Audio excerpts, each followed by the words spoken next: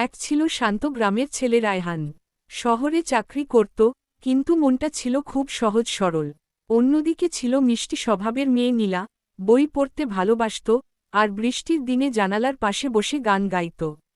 দুই পরিবারের পরিচয় তাদের বিয়ের কথা ওঠে। প্রথম দেখার দিন রায়হান খুব নার্ভাস ছিল। চা খেতে গিয়ে কাপটাই প্রায় ফেলে দিচ্ছিল। নীলা সেটা দেখে হেসে বলেছিল, আপনি এত ভয় পাচ্ছেন কেন? রায়হান লজ্জা পেয়ে বলেছিল, কারণ সামনে যাকে বসে থাকতে দেখছি, তাকে হয়তো সারাজীবন দেখতে হবে। এই কথায় ঘরে সবাই হেসে ওঠে। নীলারও মনে একটু ভালো লাগা জন্মায়। কয়েক মাস পর তাদের বিয়ে হয়। বিয়ের দিন গ্রামের বাড়ি আলো আর ফুলে ভরে যায়। বন্ধুরা জামাইকে নিয়ে মজা করছিল, আর নীলার বান্ধবীরা বউ সাজাতে ব্যস্ত। কাজী সাহেব কবুল বলার সময় রায়হানের কণ্ঠ কাঁপছিল, কিন্তু নীলা খুব শান্তভাবে কবুল বলেছিল।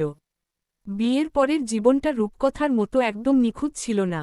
ছোটখাটো ঝগড়া হতো, রায়হান জিনিসপত্র এদিক ওদিক রেখে দিত, আর নীলা রাগ করত। আবার রাতে দুজন একসাথে চা খেতে খেতে সব ভুলেও যেত। একদিন বৃষ্টির রাতে বিদ্যুৎ চলে যায়। অন্ধকার ঘরে মোমবাতির আলোয় নীলা বলে, জানো, আমি ভাবতাম বিয়ে মানে শুধু সুখ।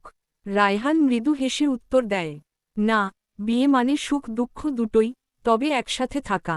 সেদিন নীলা বুঝেছিল, ভালোবাসা শুধু বড় বড় কথা নয়, বরং প্রতিদিনের ছোট ছোট যত্ন, অভিমান আর পাশে থাকার নামই আসল সংসার।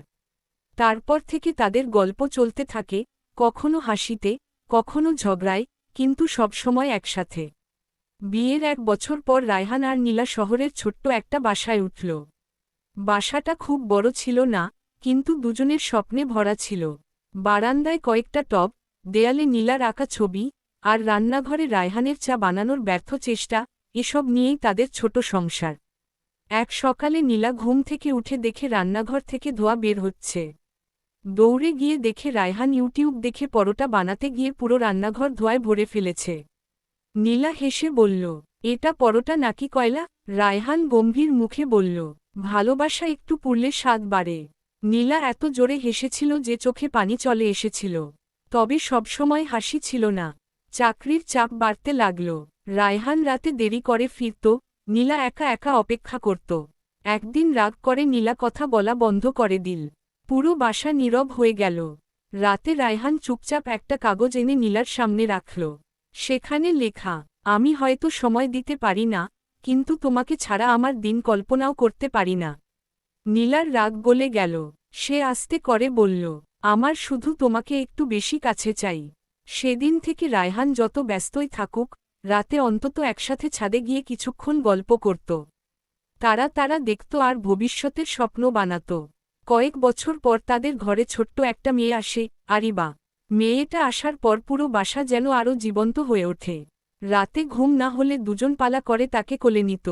ক্লান্ত হলেও একে অপরকে দেখে হাসত। একদিন আরিবা জিজ্ঞেস করল, আম্মু, তুমি আব্বুকে কেন বিয়ে করেছিলে? নীলা একটু হেসে রায়হানের দিকে তাকিয়ে বলল, কারণ তোমার আব্বু আমাকে প্রতিদিন হাসাতে পারে। রায়হান মুচকি হেসে উত্তর দিল, আর তোমার আম্মু আমার জীবনটাকে ঘর বানিয়ে দিয়েছে। এভাবেই তাদের গল্প চলতে থাকে। সময় বদলায়, বয়স বাড়ে, কিন্তু একে অপরের হাতটা তারা কখনো ছাড়ে না। সময়ের সাথে সাথে আরিবা বড় হতে লাগল। স্কুলে যাওয়া শুরু করল, নতুন বন্ধু হল, নতুন গল্প হল। কিন্তু একটা জিনিস কখনো বদলায়নি, প্রতিদিন সকালে বের হওয়ার আগে সে তার আম্মু আব্বুকে জড়িয়ে ধরত। একদিন বিকেলে প্রবল বৃষ্টি হচ্ছিল। নীলা বারান্দায় দাঁড়িয়ে বৃষ্টি দেখছিল। হঠাৎ রায়হান পিছন থেকে এসে বলল, চলো, ভিজতে যাই। নীলা অবাক হয়ে বলল, এই বয়সে? রায়হান হেসে উত্তর দিল, ভালোবাসার আবার বয়স হয় নাকি? দুজন নিচে নেমে বৃষ্টিতে ভিজতে লাগল। আরিবা বারান্দা থেকে চিৎকার করে বলছিল, আম্মু আব্বু পাগল। সেই মুহূর্তে তাদের মনে হচ্ছিল, জীবনের সব দুশ্চিন্তা যেন বৃষ্টির জলে ধুয়ে যাচ্ছে। কিন্তু জীবন সবসময় সহজ থাকে না। কিছুদিন পর রায়হানের চাকরি চলে যায়। সংসারে টানাপোড়েন শুরু হয়। রায়হান চুপচাপ হয়ে যায়, আগের মতো হাসত না। নিজের ব্যর্থতা তাকে ভেতর থেকে কষ্ট দিচ্ছিল। এক রাতে সে বলল, আমি মনে হয় তোমাদের ভালো রাখতে পারছি না। নীলা তার হাত ধরে শান্তভাবে বলল, সংসার শুধু